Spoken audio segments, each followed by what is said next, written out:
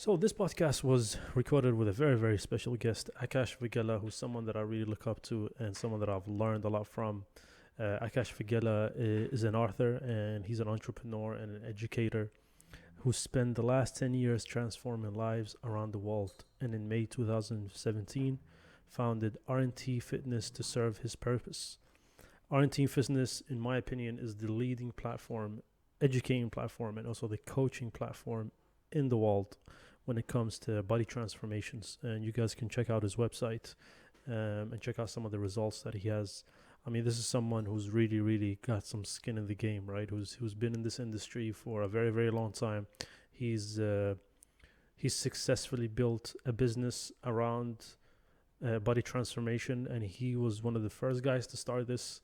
At the time when he first started, there wasn't a lot of platforms, there wasn't a lot of companies that were doing and they were actually transforming people's lives in such scale, right? There was always these companies would come and go, but this is someone who's actually cemented his position in the industry.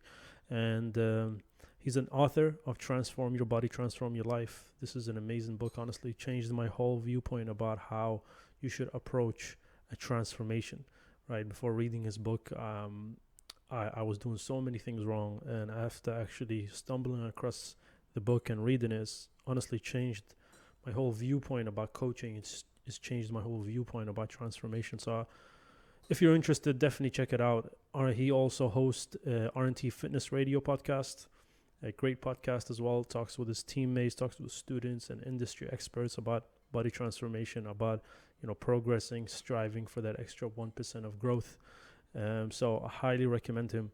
And it was a true honor. I was a bit nervous at the beginning because, like I said, this is someone that I look up to. But, as the conversation started flowing, I got very relaxed, and it was a true pleasure to sit down and talk to him for this hour.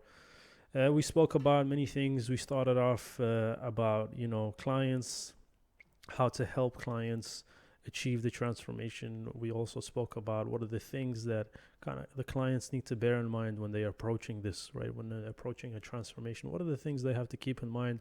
What are the things that they should watch out for? And what are the key elements for success?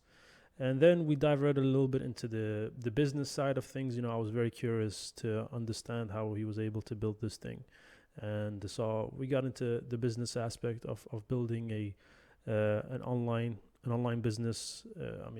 We're specifically talking about fitness, but the things that we discussed could be applied to any business, really. And then at the end, we spoke a little bit about himself and how he started and where he kind of wants to go and what's his aspirations and goals. It was a very interesting one. I enjoyed it a lot, and I hope you guys enjoy it as well. So please leave your thoughts in the comments, and please share if you like it.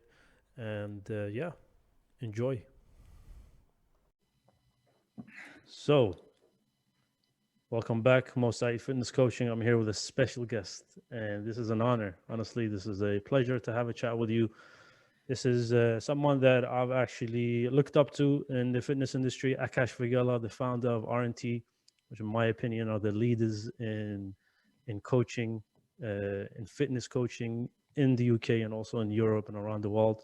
I've had the privilege of finishing the mastermind, the RNT mastermind, which was, of course, came out of RNT. And I've also had the privilege to reading your book. And I can tell you, man, your book changed my whole perspective on fitness. Like before reading this book, I was doing everything wrong, right? I was the fitness coach who was, into the plan, right? The plan, the nutrition plan, the training plan is everything. That's the way that you're going to get results. But honestly, after reading your book and understanding the psychology of a transformation, understanding how, it's not just about the plan, but it's about setting up the 3 S's that you mentioned. So I'm curious to know, like, how did you come up with this concept of the structure, the strategy, the system, the 3 S's? Firstly, thank you for having me. Appreciate your kind words. It means a lot. With regards to the book and the structure around the book and the different phases, etc., it came about because humans like rationality. Humans like having some sort of framework on something, because they find the irrational and the a flow of something which doesn't make any sense to not really jibe with them, and they find it difficult to grasp. So the problem I was facing was that I was trying to get a message across that if you're going to get into shape, you need to get into shape for life. There's no point in getting into shape to then rebound and fall back to where you were and worse straight after, because you've not actually made any progress then. All you've done is made a temporary change. You've not actually rewired yourself. And I needed to get a message across to people, because all we were seeing was these quick fixes, and all we were seeing was getting into shape, which is all well and good, but then rebounding. I was like, well, how do I create a structure around what happens after? So that's where the phases came in, because I was like, okay, well, people like having a framework to this. So if I can get them to getting into shape, then I can get them to then I can teach them the real stuff, which is how do you stay there. I start the book with, it's quite a bold phrase. It says, getting into shape is easy. Just staying in shape is a whole different ballgame. And I completely believe that, because getting into shape is easy. There's 1,000,001 people that can get you into shape. All you need to do really is eat a little bit less and move a bit more over a long period of time. But staying there is a whole different thing, because now you have to change the way you think, you have to change the way you act, and you have to change the way you live your life, especially when things go wrong in your life. Most people fall out of shape when something bad happens. They have a trigger moment. They have an experience in their life, whether it's a relationship or career or a specific mental issue. And that's what drives them for food, to sedentary behavior, to various other destructive lifestyle behaviors. So people fall out of shape because of that. Now, you can get into shape by just temporarily changing those things. But then when life happens again, like 18 months later down the line, how are you going to deal with it then? Are you going to fall back to your old ways? Or are you going to act in a new way? And that's very difficult, which is why people find it difficult. It's very difficult when you're faced with a stressful situation, to say, I'm going to go for a walk instead of reaching for the biscuit tin. That's the default that most people have. Now, what I needed to do was teach people, how do we stay in shape for life? How do you start a journey whereby getting in shape is just like something that happens along the way, not the be all and end all?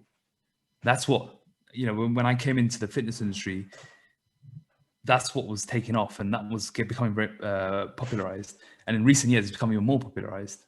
But the reality is we need to see a shift to look at what happens after. I'm more impressed by someone who gets into shape and stays there 2 years than someone who gets into the most incredible condition over 4 months, but 12 months later, they're back to where they started. That's not impressive to me. So the phases came out with a framework, and I needed to put something together whereby people would understand what comes after, and knowing that it's not going to be easy, because your mind is playing tricks on you, your body is playing tricks on you. And the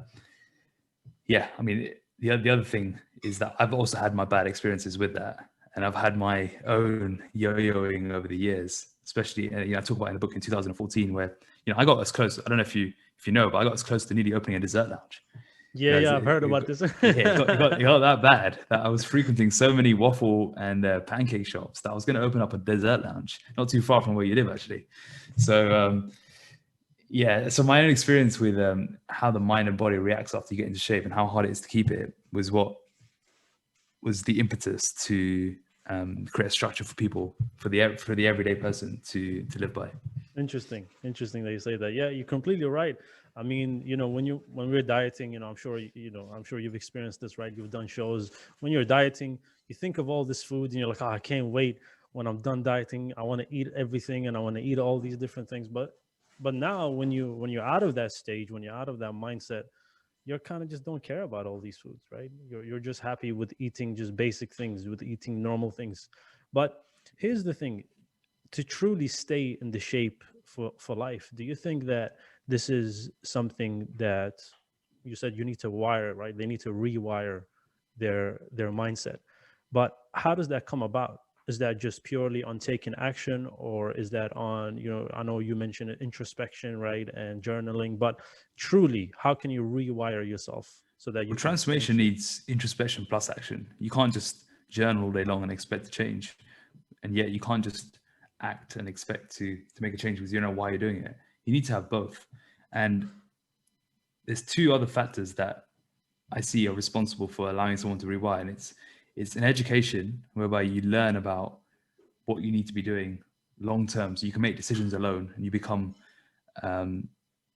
you take ownership of it rather than relying on other people, relying on a coach, relying on a plan. Like these sorts of things, they aren't long term, right?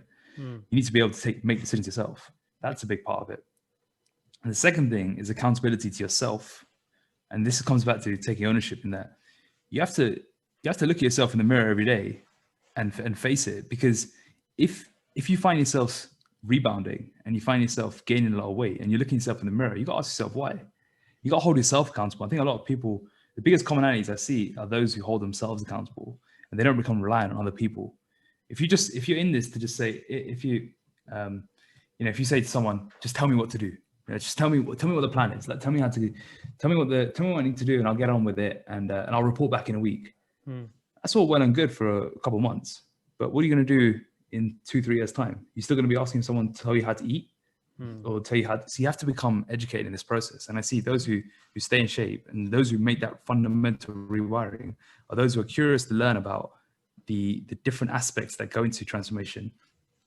They hold themselves to high account, and when I talk about in the book, the muck, when the muck comes up, when the devil on his shoulder is telling you to eat and you say to it, no, I'm actually not going to eat, I'm going to go for a walk instead.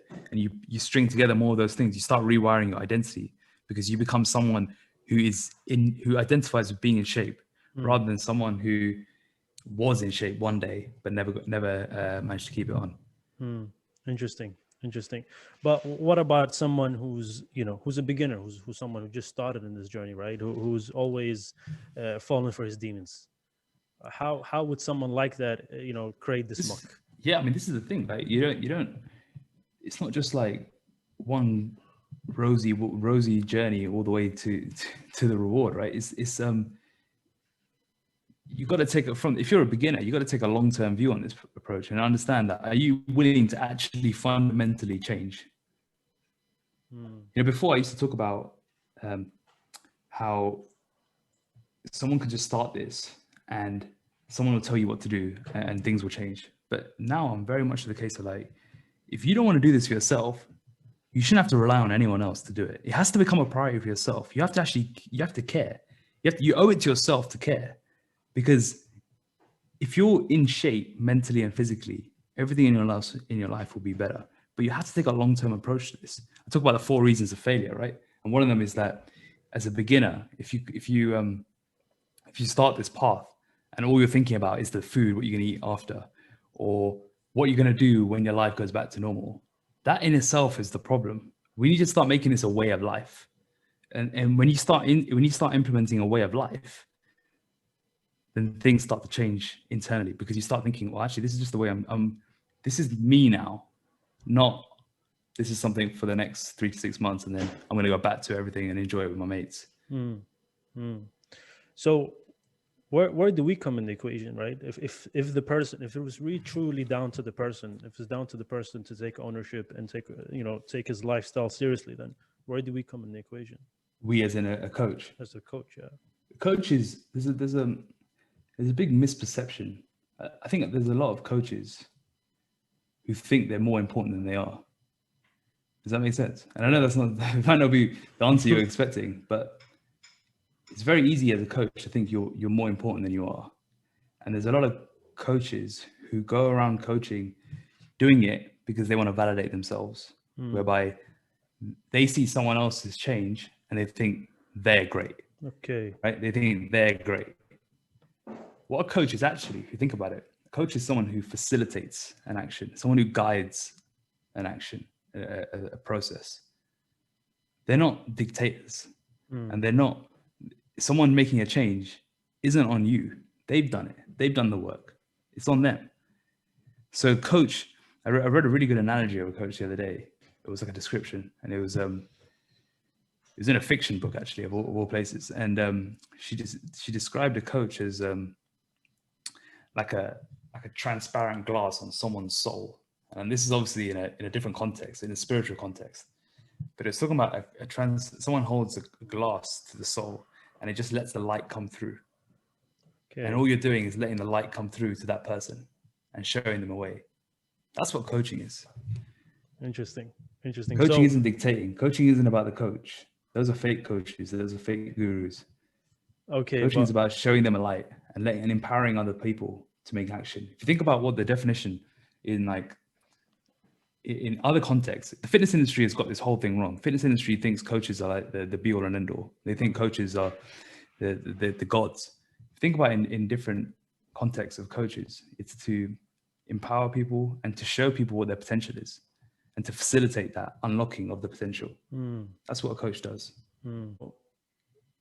do you think there is, just like, a coach maybe needs to be an enabler, he needs to be a strategizer, he needs to be someone who can facilitate, be empathetic. Do you think as a fitness entrepreneur, as a fitness founder, what are the 7 phases of a fitness entrepreneur, of a fitness founder, you think?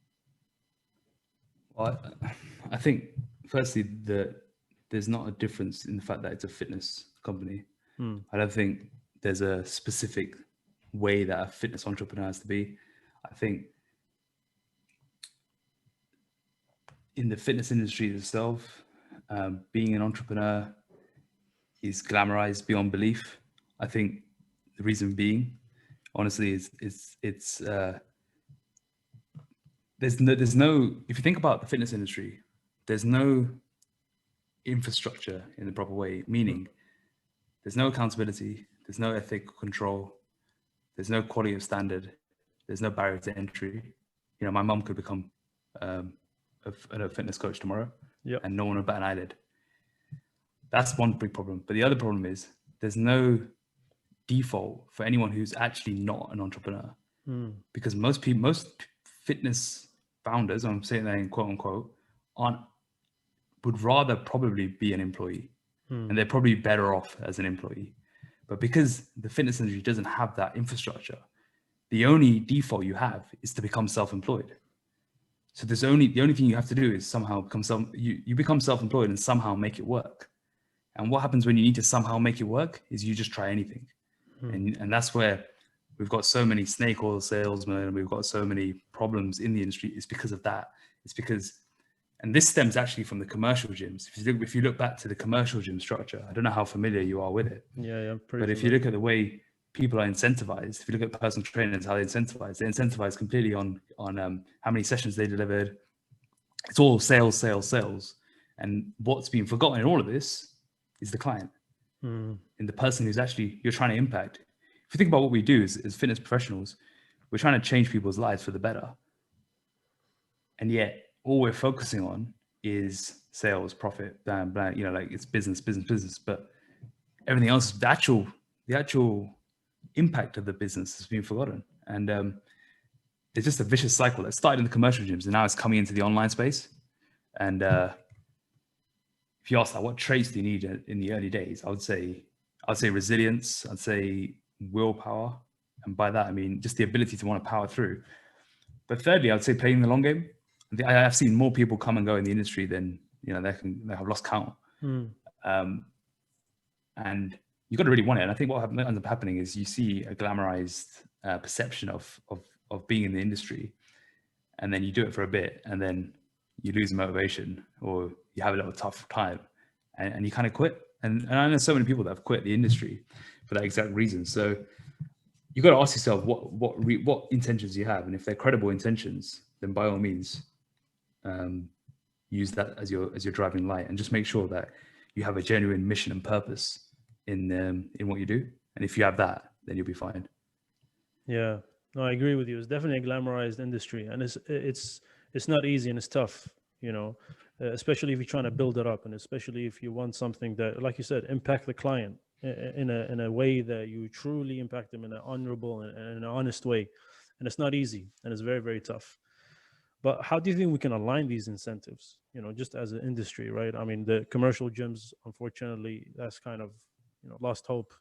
But how can you make sure that you protect the coaching industry, and how can you make sure that you align incentives so that we don't get affected in that way? I think what any one person can do is live with credible intentions and know that those good intentions will go a long way. I think you're talking more of a wider problem. What can be done? I mean, ultimately, there needs to be some level of accountability. Now, how this comes about is yet to be determined. But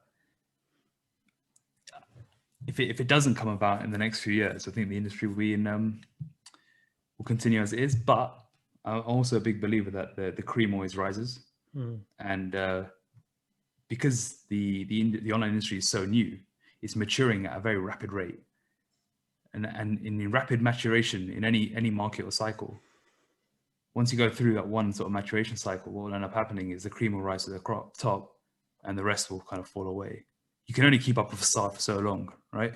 So that's how I see it kind of playing out in the next sort of 3 to 5 years. But ultimately, what we really need is an ethical and accountability standard to hold everyone to. Of course. And that's how they do it in other industries, right? So of course, yeah, very, very true.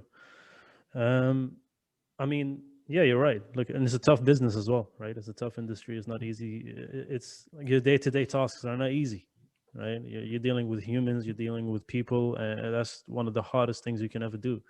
So, I'm curious to know, like, what got you into this, right? What got you into this game? What got me into fitness? Yeah, like into this sphere, yeah, into this platform, to coaching, into what got you into this? Well, it started when I was. I mean, it actually stems right back to when I started training.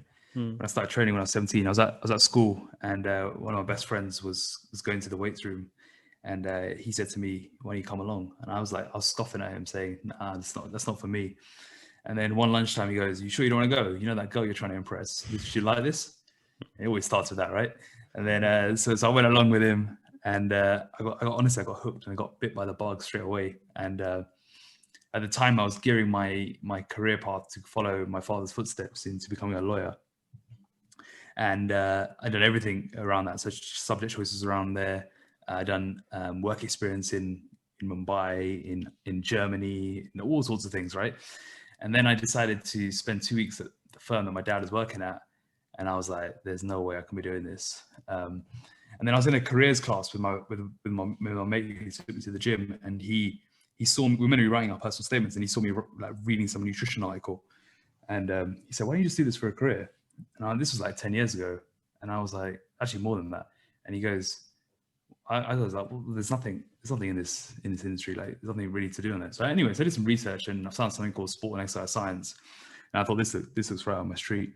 And I went to university, and so the rest was history, because I started training some of my friends in the first year of university quite seriously as well. Like I was doing online coaching without realizing it, because there were people from around different universities, and I was helping them online with emails. And I had no idea that was what it ended up coming in full circle. But I was doing that with quite a few friends, and getting them in. I was really changing them for the positive as well. And it was when I made, when I changed myself. Like I always say that when I was 17, I was skinny fat with moves and a pot belly.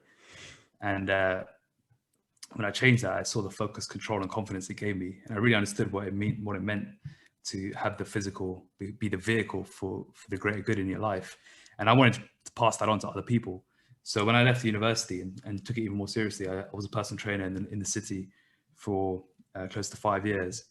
And it was getting to the point where I was seeing my colleagues having children. And if you've been any personal trainer on the gym floor, the hours are very unsociable, and you're never at home. And it's fine when you're young and you've got no responsibilities, but if you've got children, you're not going to see them, and you're working weekends, and that's all fine. But it's not when your diary is dictated by a client, your diary is dictated by someone else. So I was starting to see these people around me having these sorts of issues. I was like, this is something here is not sustainable for me. I need to think about a better way.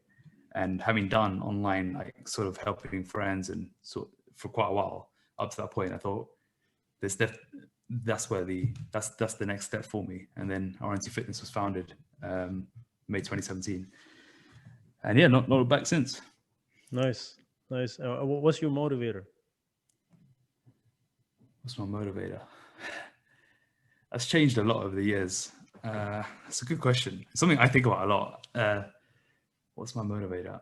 I would say, someone asked me the other day, actually, here's probably a better way to put it. Someone asked me the other day, because going through like a rough time in a period of the business, and they said to me, as hard as it gets, would you do anything else? I was like, no, this is what I'm here to do. Like, there's nothing else I would do besides this. And my motivations have changed over the years. Like, earlier on, it was like, I just wanted to just see if what I knew worked, and I wanted to learn as much as possible. Then it evolved into like, I need to prove to myself and the people that doubted me before that I can do this. Because, when the first thing you get told when you want to do this is how you're going to pay the bills by your parents. Of course. The first thinking is like, I need to show them that I can do it. So there was that. There's other motivations around like proving other people wrong. And then once I kind of got over that, then it was like, how hard can I push myself? And then, but the underpinning to that has always been a purpose of like, I want to make a change in people's lives. That's always been the underpinning of it. And then the reason what's driven it to the extreme at each point has been slightly different. But more recently, I was just thinking about it. I was like, I don't know what else I'd do. Like, this is what I'm here to do. Like, this is what I'm good at. I'm really good at it. And I can make a difference in people's lives. Why should I do anything else? This is what I'm here to do. And I think ultimately now that just comes to it. I can't really describe that feeling of just knowing that that's what I'm here to do. Of course. And I think that's what every professional in this industry, or anyone who's in this industry, should really ask themselves. Like, is that like, if you strip it all away, would you still do this for free? Because I did this for free for 4 years at the beginning. And I worked for peanuts for years. So that's the things you got to ask yourselves. Like, would you do it if there was nothing, if no one knew, there's no like social media, there was no like, that's what you should ask yourself. And that's hard. Of course, it's hard. Yeah, that will strip away a lot of people. Of course, yeah, of course, it's very, very hard. And like finding your motivation, really pushing through is something that's I think motivation is a bad word, though. I think purpose is a better one. Yes, because motivation is fleeting. It's like when you're telling a client, for example, when they say to you they've lost motivation. No, their priorities have changed. The motivation is fleeting. You shouldn't be motivated to do this. This should be a priority. And as someone on the other side, it needs to be your purpose. It needs to be the reason you're here. You don't do this to make a quick buck, because your intentions won't be pure then. Your intentions won't be credible. You do this because you genuinely care. Yeah, of course. Yeah, you have to have a purpose to be successful in this, 100%. And to me is, working with a client for maybe 3 months, 4 months, 6 months, and seeing the changes that they went through from the beginning till the end. To me, that's one of the most satisfying things you can ever do, right? It's like, destroying a building and building it all up, right? Like it's a very satisfying feeling. And through the process is a very challenging and difficult process. And there's ups and downs and disappointments and wins and losses. But at the end, when they get to that checkpoint, when they get to that transformation, I don't think there's any feeling that can describe a coach or even a client or a relationship that you form with this one individual, with this one person or a group of people, right? And that's very, very satisfying. No money can buy that. There's no reward on that, right? It's everlasting. I think you got to do it if you do it from a selfless perspective as well. And you asked about what a coach is earlier. A coach is someone who also serves very selflessly, and they serve from a very good place inside, but they do it for selfless reasons. They do it because it's to help others. It's to be that light for other people. It's a very difficult concept to kind of get around, but once you can nail that, and if you're feeling those sorts of feelings and genuinely like that's what gets to you, then you're probably in the right place. Yeah. What do you think are the 3 top priorities for a coach? For a coach? Yeah, for a coach.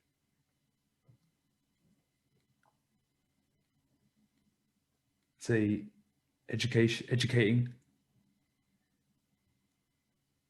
holding people accountable to their standards, and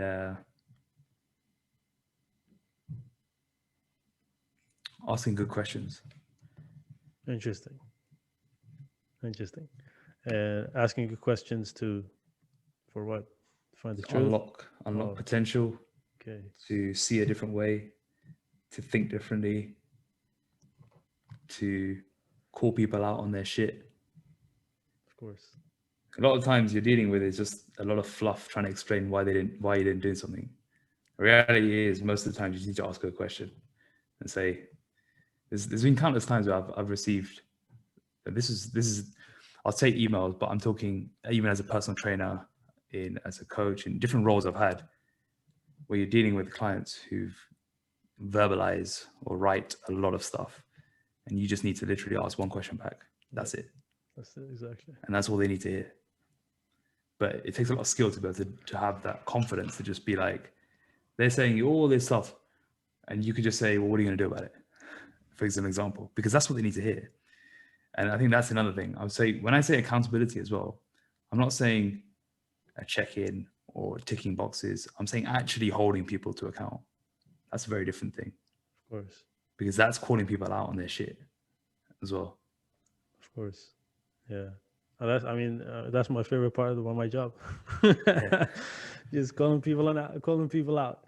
And here's another one, actually. I did a blog recently called about the professional mate. I don't know if you saw that, but good way to describe a coaching relationship is a professional mate. And that means you don't want to be so professional that you come across as cold, but you don't want to be just a mate who's putting X's at the end of emails or texts or whatever, and you're blurring the boundaries. You need to be a professional mate. And I got it from my accountant. He told me that. It's a good principle to take forward in your coaching relationships, in that being the professional mate is the perfect balance to strike in a relationship. Of course. Yeah, of course. I mean, it's a bit like being, another way I put it is similarly a professional training partner, right? Like you have your training partner always calling you out, always pushing you, always making sure you're on point, always making sure you're not cheating on your diet or on your training. But he's your mate, or he's your training partner, so he's not fully professional. Like sometimes you don't have to listen to him, but you kind of need to be a professional training partner, right? You need to be someone who's by their side, but who can also, like you said, call them out, be a friend, but then be a professional at the same time, because there has to be that element of respect, I guess, isn't it? Absolutely. And above all, just going to bring it back, like it's important that the client always remembers that ultimately it's on them. Yeah.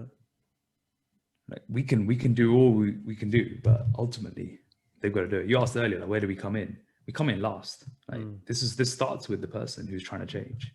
The person who wants to change has to want to change. Of course. You can only make someone do it for a bit. Like I've tried that, right? Real. It's true. Very true. Yeah. Okay, so I actually wanted to, get into like the business aspect of being an entrepreneur, being a founder. And first question I'd like to ask you is: you started RNT in what year was it? May 2017. May 2017. So, what are top three advice you would give yourself when you first started this? I could write a book on that. First one would be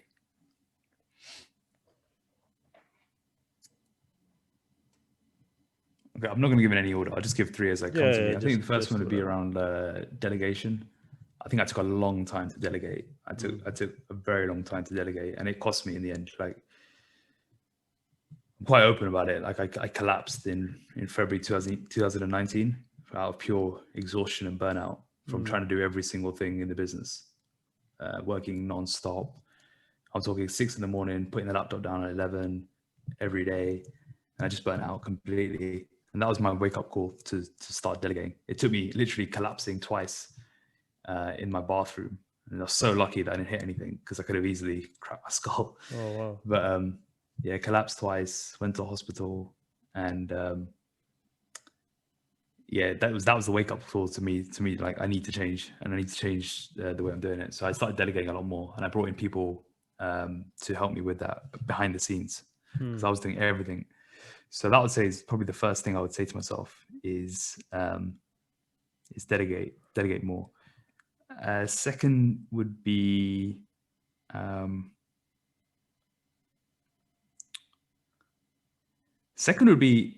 enjoy the journey. I would say it's very easy to. It sounds a bit wishy-washy, but it's very easy to just get stuck in just the day-to-day and just stuck in the grind of it. Like, you forget to actually enjoy it. There's been periods of the business where I look back and I'm like, that was a bit of a drag over 6 to 8 months. But now I'm trying to be a bit more present with the journey and just enjoy it for what it is, because ultimately, like, this is our choosing, right? If we don't have to do this, so because we do have that control, it's important to actually enjoy it, and you'll save yourself a lot of mental stress that way as well. And you'll be able to be more level-headed, I find, as opposed to getting caught in the highs and lows, because it will be ups and downs. It will be a roller coaster. Like, be ready for the ride. I'd say, and the third would be be clear on what you want. And what I mean by that is there's many types of businesses you can build. I don't know what the size of your business is. I don't know, like, if you've got any employees or anything like that. I've got one employee. You got one, okay. Is it a coach, or is it a? No, it's helps me admin? helps me with the social media. Okay, social media, good. Yeah, so marketing. I mean, you did that quicker than I did, right? So, what I would say is, like, know what kind of business you want, because there's so many ways to do this. There's you could be happy doing it like you have now, you and one other person, but you might hate it if you have a team of 10 people. That might be the worst thing you can think of. Or you might be someone who wants something with 50 people. Like, you got to know what you want. Sometimes the flip side to that is you won't know how it feels until you do it. But I think you can, if you speak to enough people, if you have some good mentors, you can understand, like, what the different levels are, and you can understand what type of business you want to curate yourself. Do you want something which is just an easy lifestyle business, or do you want to make a serious impact in the world?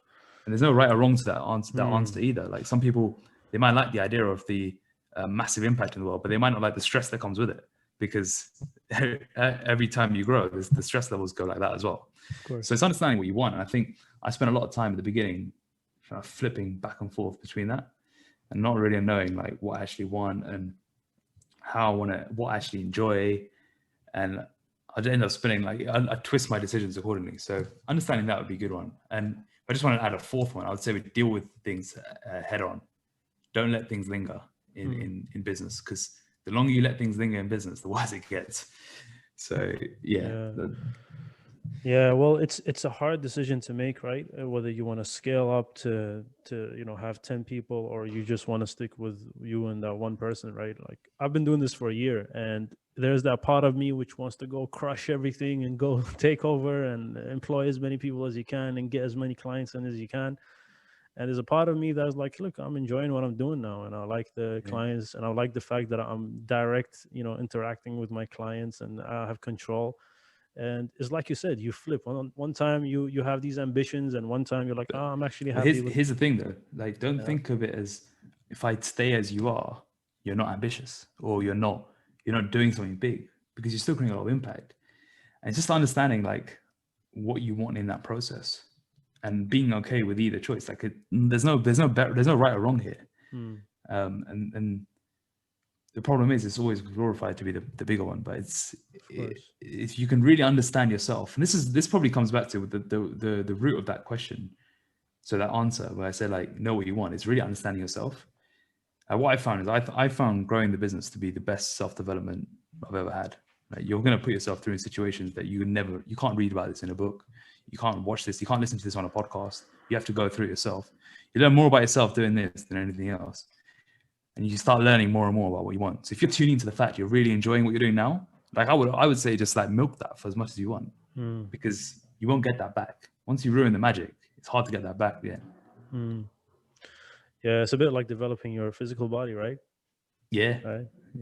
Like, take it slow. Take it slow, right? Take it the long term, right? Because this is the thing. You want to be doing this in 10, 15, 20, 30 years, right? That's the question you got to ask yourself. Of course. And that's the question I have to remind myself of, because I'm like, if the way I'm going sometimes, I'm gonna be dead at 30. I gotta practice what I preach here. I gotta slow down. I gotta enjoy the journey. So yeah, that's an important thing to remember. Yeah, of course. What people want to hear from a fitness. Yeah, you're right. You're totally right. Nice. And just one interesting thing as well. What are the top challenges you got to watch out for when you're scaling? If, let's say, you choose the other route, right? You choose the route of you're trying to get big, you employ 10 people, get as many. What are the top challenges you got to watch out for?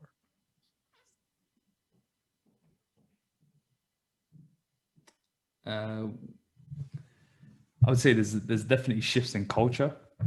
I think culture is probably the most important thing to manage. I would say, because you go through a magical period of like, you got the band of brothers, you got a group of people, it's all fun and games, going on holidays together, partying together, building it together. It's all fun. And you can probably do that up to about 10 people. Once you get past that, then it's like, then the culture changes because there's more lines of management, there's different processes, there's systems, all these things come into place, and it changes the vibe. And you got to ask yourself, what kind of vibe do you want? And that's a big challenge in trying to manage that culture. I would say another one is managing systems and processes. This is something that I learned too late, in that I had to start building them all in after. You know, like we're just scrambling ourselves and like trying to stay afloat, and you know, like you're like in a ship that's got water coming in, and you're like throwing the buckets out, because you're throwing the buckets of water out just to try and stay alive, because you've got no process and systems in place. And the earlier you can get those in, the better, because they allow for smoother scaling, as opposed to the kind of the bumpy rocks that could have been avoided if you'd done that earlier. So yeah, I'd say your process systems, managing culture, and I think it's always in this industry, in this our line of work we do, I'd say it's always going to be people that's going to be the biggest challenge. Yeah, because very few people would align with true purpose-driven coaching. So those have been probably the most difficult areas. of course. Yeah. And I also read a blog that you wrote, which was very interesting, about the cowboy nature of our industry, right? Yeah. Like, and that's so interesting, because it's very much like that, right? Like it's not like a normal industry where you can trust that you have these 5-10 employees that are going to stick with you, is in their interest, but it's not like that. It's very much it's a very different dynamic, I would say. And I think it comes back to the lack of quality standard, lack of accountability, ethics. So yeah, it is a very cowboy industry, but it's what it is. Just gotta. That's the thing. If you want to sign up for it, this is why you got to know what you want to sign up for. Because if you want to sign up for that, you got to have the resilience to deal with it all. Very aware of that, of course. Yeah. I mean, it's part of being in any industry. Right? Yeah. This is the thing. Like these challenges I'm speaking about any listeners who have a business or part of a small business, they'll understand that exact. Culture, systems, people. It's just standard. If you break it down, it's just the business. It's just this typical journey of an entrepreneur. Of course. Just apply it to a fitness setting. So it's all very. One of my mentors says to me, "Success and failure are both very predictable." And my closest mentor in business isn't actually in the fitness industry. None of mine actually are in the industry. And he's in property, and everything applies. Everything he said to me is always plans out the way it does. So yeah, business is business. Of course, yeah, business is business. It's the same principles, It's the same principles for business, even the same principles for our body transformation, right? The same things you need to align to get a transformation are the same things you can apply for your business, right? Absolutely. Structure, the system, the strategy, all of these things apply to everything in your life. Cleaning the palate. I find myself cleaning my palate in my business every month. Trust me. Well, if you think about it, you break it down, you've got you set the strategy. Yeah. Then it's like there's different order. You set the strategy, you put the system, you put the systems in place, and then you align the structures of the teams and the various workflows. So all applies. I think I talk about in the end of the book. I said if you read between the lines, this can apply completely to a business if you were to kind of mirror it. Of course. Yeah, even the different like stages that you go through, right? You got the honeymoon period, then you got the precision dip, then you got the motivation dip, and all of these things you experience also as a business owner, right? Yeah. You're constantly going through it, and if you're not aware of it, you might translate that as, "Oh, this is not the thing for me," right? Let me change it. But yeah, there's an interesting point I talk about in the start of the investment phase, where you decide you're going to be a heavy muscle builder or you're going to go lifestyle solution. Have a read through those questions but apply it in a business context, because that will answer like where you want to be. Yeah. It's literally it's bang on. Like I use that to basically answer my own question. Interesting. Nice. Okay, just curious to know what's the future of RNT? Where do you see yourself at 2026, right? In 5 years from today? 2026. I mean, I really enjoy in my work I do. I really enjoy my writing.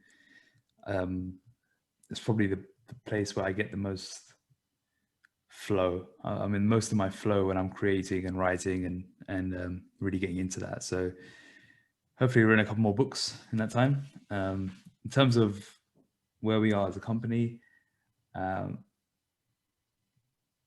like to explore more outside of the UK and see where we can really kind of create more impact around the world.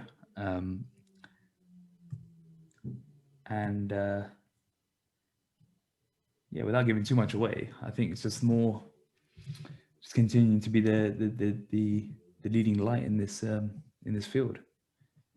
Nice. So I would like to see, there's definitely things I want to see in the industry. I want to see more. I want to see what can be done with accountability. I want to see what can be done with the ethicals. Of course. Because I've been in this industry now for so long that I've seen so much bad of it, but I've also seen so much good, and I want the good to continue. But I think we need to really, as the industry matures, we really need to fix that. So I'd like to see what can be done with that, and yeah, hopefully have a part to play in that in the coming years. Interesting. Well said. Interesting. All right. We'll still finish some rapid fire questions. I'll ask you a few questions, and then we can end it from there. Top 3 books that you're reading right now, or you recommend? Top 3 books that I'm reading right now. I'm just going to turn to what I'm reading. I finished. Are you just talking about what I'm reading now, or just that in general? Yeah. What you're reading now, generally, what would you recommend? I've been reading a lot more fiction recently, just to kind of break things off a bit. And also, I've neglected fiction for a long time, so I've been reading a lot of fiction. I read 2 fantastic books recently. One called The Beekeeper of Aleppo. Don't know if you read that one. No. And another one called 40 Rules of Love. That was fantastic. I'm assuming you're asking for more like non-fiction recommendations. No, whatever. Yeah, okay. If non-fiction, what would you recommend? I mean, one I'd recommend anyone to read is Man's Search for Meaning. Yes, yeah, I've read that. It's a great book. That's a fantastic book. Amazing book. I'm just trying to think what other books I always come back to. I think for any entrepreneur, I think The E-Myth is a very good book. Yeah, I've read that as well. It's a great book. And I think Essentialism is a great book. Interesting. I've not read that, by Greg McKeown. Okay. That's a fantastic book on just understanding how to streamline amidst the overwhelm of choice. Nice, interesting. I can recommend you a nice book as well, since you're reading fiction now, right?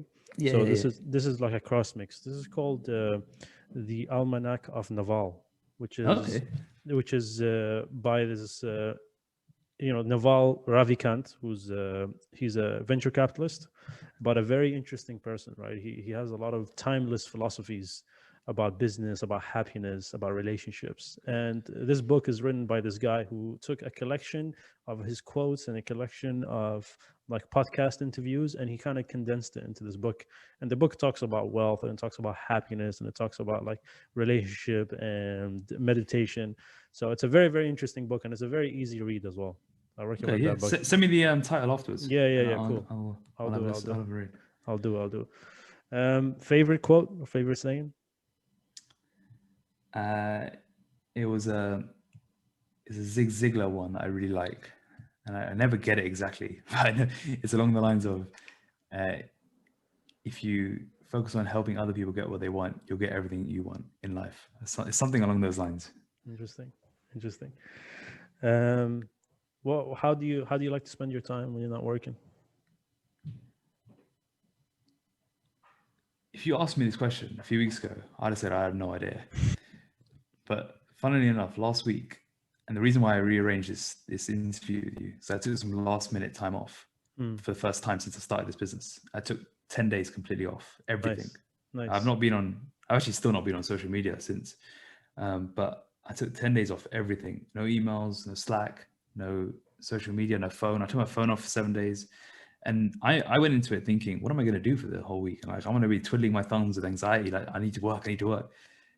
And I had probably one of the best weeks I've had in a long time. Like, I really enjoyed it. Just having a slow morning, reading a lot, going for long walks, spending time with my fiance, just chilling out, and I actually really enjoyed it. So if you ask me now, I'd say I'm really enjoying reading at the moment. Doing a lot of reading. I'm getting into more meditation. I'm spending more time walking. So yeah, connecting with friends and family. Nice. Yeah, Slow life. I'm very simple. that's the best life. That's the best don't life. really do much. Just very, very slow life. That's how I like to live. Yeah. To be honest, that's the best. That's the best life. You know, that's the best life. You know, you got no worries, you got no stresses, just enjoying your time with your family, with your loved ones. I mean, what else do you want, right? One thing I would say is, like, for anyone who's in this sort of space, is that it's very liberating when you find you find joy in the little things, because it takes away that pressure of unnecessary financial demand. And it's quite interesting, like, as the business has grown, my expenses have actually gone less. My personal expenses are actually less and less. And when I look at my personal expenses, I'm like, that is so liberating to know that, because even if I pretty much dropped everything, I'd still be okay. And that's a very liberating place to be able to work from. So yeah, of course. Yeah, that's the ideal life, right? You want to upgrade your lifestyle, you want to upgrade like your wealth and your businesses, but you kind of want to downgrade your lifestyle to live that life where you're, you know, but no not stress. whatever fits you, right? But luckily I was never drawn into, like, I want to buy the fastest car. I don't even have a car. I don't like, it's all these sorts. I don't, all those sorts of things. Like, it doesn't really interest me. So Great. Nice, man. that does help. Great to hear that. So where can people find you? What are your, you know, anything you have coming up for 2021? Yeah, you can find me on online at www.rntfitness.com or akashvaghela.com. You can read some of my work on both of those. You can check out the book, Transform Your Body, Transform Your Life, available on Amazon and most online bookstores. And then on social media, on Instagram at Akash Vaghela. So that's probably the best places to check it out. And yeah, in terms of what things are coming up, nothing in particular. I think if there's anything that people want to, if there's anything worth checking out, it'd probably be the book, and go check out the scorecard online as well. You can test out where you are in terms of your transformation abilities and potential. Amazing. Well, thanks for coming on. I appreciate that. I know you're busy on time and you have a lot of things to do, so I really appreciate every minute of it. Thank you a lot. Thank you everyone for listening, and on to the next one.